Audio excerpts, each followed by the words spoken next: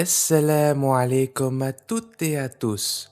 Aujourd'hui, on plonge ensemble au cœur d'une fête qui fait vibrer plus de 2 milliards d'êtres humains sur Terre. Une fête où les familles se rassemblent, où les enfants animent les rues en jouant et où un sacrifice millénaire se répète.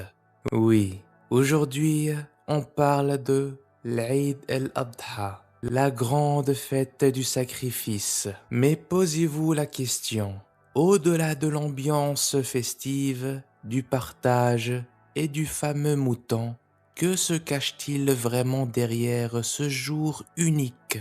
Si je vous disais que cette fête n'est pas juste une tradition, mais l'aboutissement d'une des histoires les plus bouleversantes, les plus intenses et les plus incroyables de toute l'histoire de l'humanité. Une histoire de rêve, de désert, de couteaux et d'un amour si grand qu'il dépasse notre imagination.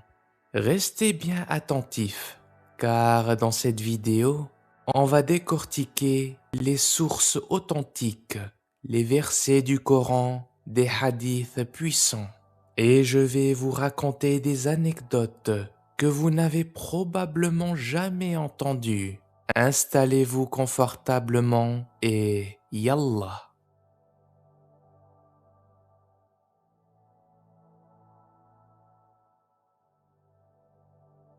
Pour comprendre l'Aïd, il faut remonter des milliers d'années en arrière, dans une vallée aride et brûlante. La vallée de la Mecque, le prophète Ibrahim alayhi salam est alors un homme âgé. Il a attendu toute sa vie pour avoir un fils, Ismaïl alayhi salam. Ce fils, c'est sa prunelle, son trésor, la réponse à des décennies de doigts. Et là, le choc. Notre prophète fait un rêve, mais chez les prophètes, les rêves ne sont pas de simples illusions nocturnes. Ce sont des révélations divines. Dans la sourate As-Safat, verset 102, le Coran nous immortalise ce dialogue d'une pureté absolue. Écoutez bien la réaction de l'enfant. Puis, quand celui-ci fut en âge d'accompagner son père, il dit « Ô mon fils, je me vois en songe en train de t'immoler. Vois donc ce que tu en penses. » Il dit « Ô mon cher père, fais ce qui t'est commandé. Tu me trouveras, si Allah veut, du nombre des endurants. » Regardez la beauté de cette scène. Ibrahim ne force pas son fils, il lui demande son avis. Et Ismaïl, dans une confiance aveugle envers son créateur, accepte. L'anecdote incroyable qu'on l'oublie souvent, c'est le moment où il marche vers le lieu du sacrifice. Iblis, Satan, apparaît à 3 reprises pour essayer de les détourner. Il va voir Ibrahim. Comment peux-tu tuer ton fils?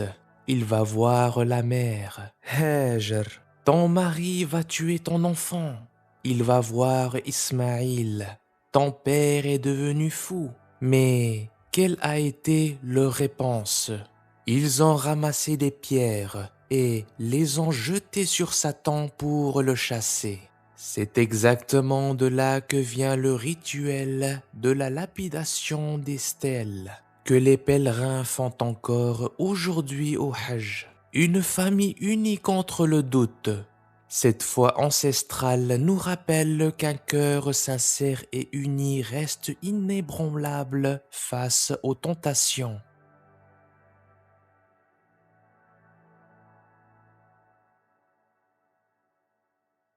Arrivé sur place, Ibrahim allonge son fils.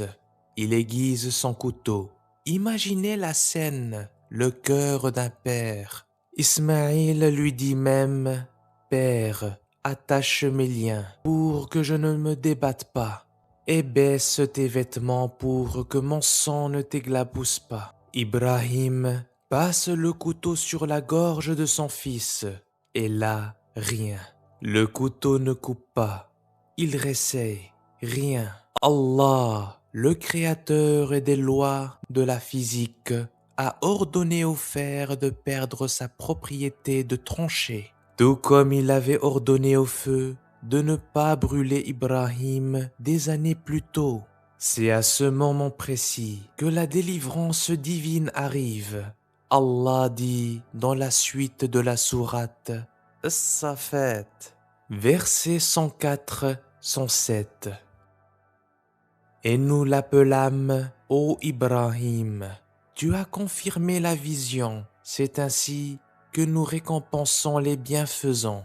C'était là certes l'épreuve manifeste, et nous lerons son âme d'une immolation généreuse. D'où vient ce bélier? Les exégètes du Coran, comme Ibn Kathir, rapportent une tradition fascinante.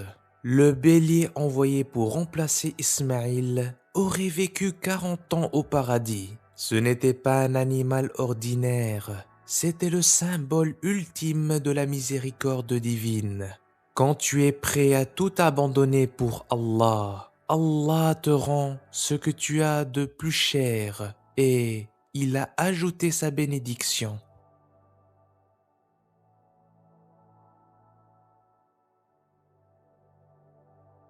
Alors maintenant, revenons à notre époque. Pourquoi sacrifie-t-on un animal chaque année? C'est pour faire vivre la tradition de notre père Ibrahim, alayhi salatu wassalam.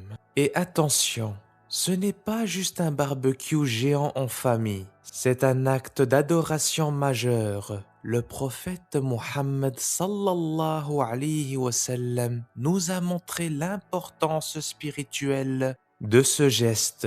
Dans un hadith authentifié, les compagnons ont demandé au prophète « Ô messager d'Allah, que nous rapportent ces sacrifices ?» Il a répondu « Pour chaque poil de la bête, vous recevez une bonne action, hasanat. » Réfléchissez un instant. Un seul mouton possède des millions de poils de laine. Virtuellement, cela représente des millions de récompenses inscrites sur votre balance en un instant. Mais attention aux conditions. Le prophète sallallahu alayhi wa sallam nous a enseigné l'éthique ultime, même envers l'animal. Dans un hadith célèbre rapporté par l'imam Muslim, il dit « Certes, Allah a prescrit l'excellence dans toute chose. Lorsque vous égorgez, faites-le de la meilleure des manières. Que chacun de vous aiguise bien son couteau et qu'il ménage sa bête. »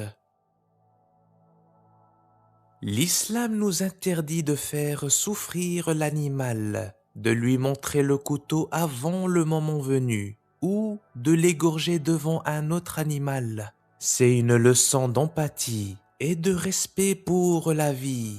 Parfois, avec l'excitation, on oublie le partage, on remplit nos congélateurs et on oublie l'essence même de ce jour. Laissez-moi vous raconter cette anecdote magnifique de la vie du prophète sallallahu alayhi wa sallam, rapportée par l'imam At-Tirmidhi. Un jour, sa famille avait sacrifié un mouton et il en avait distribué la majeure partie aux pauvres. Le prophète sallallahu alayhi wa sallam entra et demanda à son épouse Aïcha « Que reste-t-il de ce mouton ?» Elle répondit « Il ne reste plus que son épaule. » Et là, le prophète sallallahu alayhi wa sallam dit cette phrase extraordinaire qui change tout, notre perception de la vie. Il reste tout le mouton sauf son épaule. Qu'est-ce que cela signifie? Ce que tu manges en stock pour toi finit par disparaître. Mais ce que tu as donné pour Allah, ce que tu as partagé avec les démunis, les voisins et la famille, c'est cela qui reste éternellement écrit dans ton livre de comptes pour l'au-delà. L'Aïd el-Adha n'est pas la fête de la viande, c'est la fête du cœur. Allah le dit clairement dans la sourate Al-Hajj, verset 37.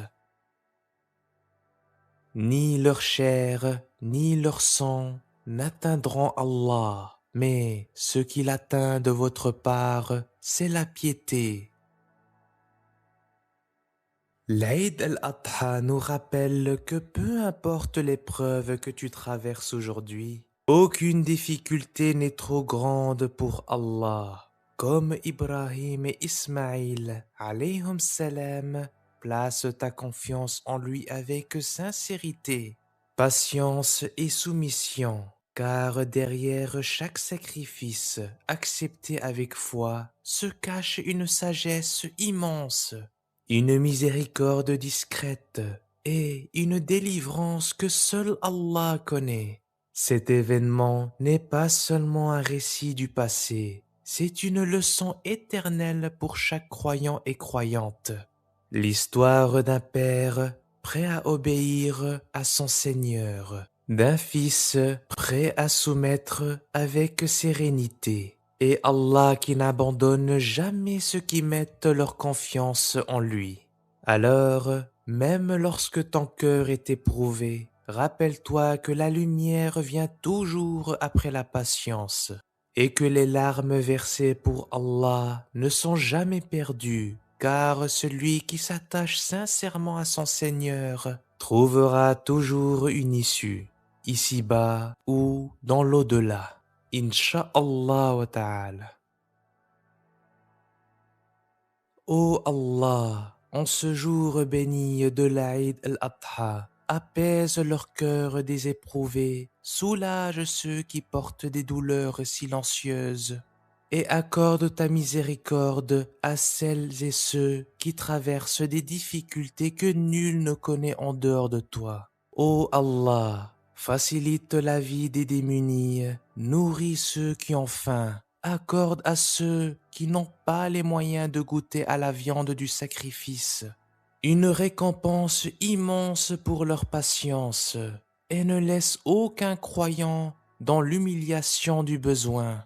Ô toi le très miséricordieux, guéris les malades, apaise leurs souffrances, donne de la force aux fatigués, de l'espoir aux cœurs brisés, et une issue à ceux qui pensent être au bout de leurs épreuves. Ô Allah, récompense abondamment celles et ceux qui partagent avec sincérité, qui pensent à leurs frères et sœurs avant eux-mêmes, qui donnent malgré le peu qu'ils possèdent, et qui cherchent ton agrément à travers chaque geste de bonté. Fais de leur sacrifice une lumière dans cette vie et dans l'au-delà, et en ce jour où les musulmans devraient vivre dans la joie, le partage et la sérénité, nous tournons particulièrement nos invocations vers nos frères et sœurs de Gaza et de la Palestine. Ô Allah, protège-les, apaise leur peur, guéris leurs blessés, accueille leurs martyrs dans ta plus vaste miséricorde, et remplace leurs larmes par la paix et la dignité, alors que beaucoup célèbrent entourés de leurs proches, eux vivent la peur. Le manque et la douleur ne les abandonnent jamais, Ya Rabbi. Ô Allah, accorde à la communauté musulmane l'unité, la compassion et la sincérité. Fais que nos cœurs restent attachés à toi, que nos mains restent tendues vers les autres, et que jamais nous n'oublions ceux qui souffrent, pendant que nous sommes comblés. Amin. J'espère que ce voyage à travers l'histoire et les textes vous a plu et a nourri votre foi. Si la vidéo vous a plu, soutenez la chaîne, mettez un like, Pour donner de la force, abonnez-vous en cliquant la cloche pour ne rien manquer et partagez ce rappel à vos proches pour qu'ils se préparent au mieux de cette grande fête. Prenez soin de vous et de vos familles. C'était Via El-Haq. Assalamu alaikum wa rahmatullah wa barakatuh.